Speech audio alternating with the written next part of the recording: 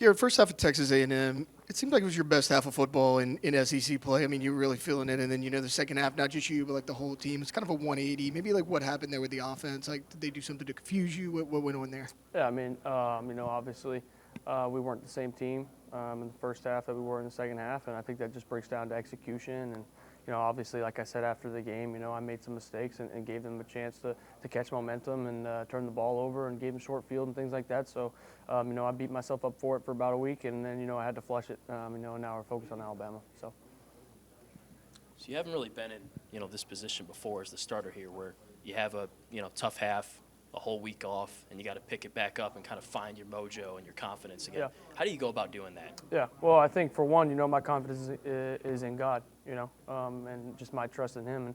And I've mentioned how much that He played a part in me staying here and things like that. But my identity isn't also as an LSU football player. It's a son of Christ, and so that that affects me on a day-to-day basis. I have no fear. I have no doubts, no worries, because I know I trust in Him and what His plans are for me.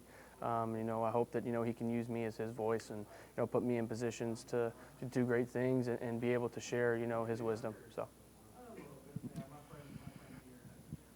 We obviously knew about Kyron coming into this season, Mason. How these guys stepped up that maybe have caught people by surprise. Xavier Thomas, Aaron Anderson, Yeah. Those guys. I mean, how big have they been for your offense? Yeah, they've been huge. Obviously, allowing.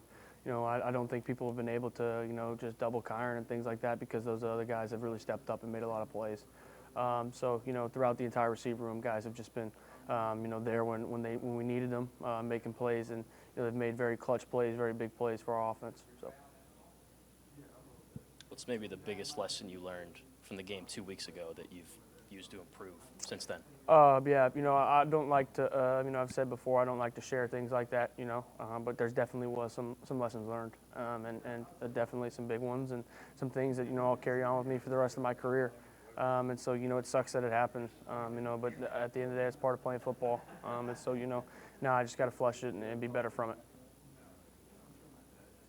You had Chris back for that game. I know he had a couple catches. There were a couple connections that you guys couldn't make. For him, is it almost he needs to get acclimated to playing again? So, he needed that game. Now he's just going to get more comfortable as the weeks go by, kind of thing. Yeah, I think Chris is a very good football player, and I think that we've been telling you guys that for a while. I think that he's shown it in flashes, and I think I definitely think he was a little rusty, just kind of shaking things off.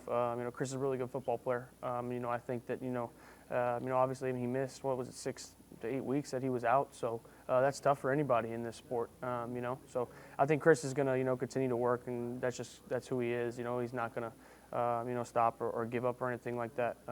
He's had injuries in his career, little setbacks that he's been able to overcome. And I think this is just going to be another one of those, and I think he'll push through it, and you'll see him really, really come out of his shell soon.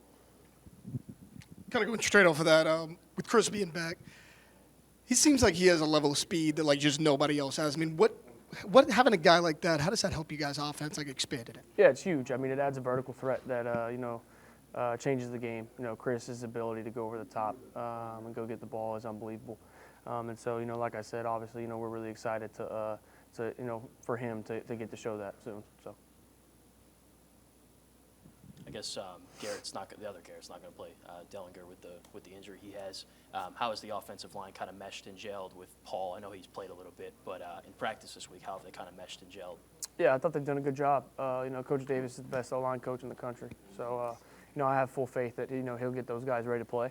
I think that also we have a lot of leaders in that group. With Emery and Miles and Will. And those guys, and DJ as well. So, they'll all come together, step up, and, they'll help Paul out, whatever he needs, make sure he's ready. And, I think Paul's done an unbelievable job stepping up and, attacking this task, and I think he'll be ready.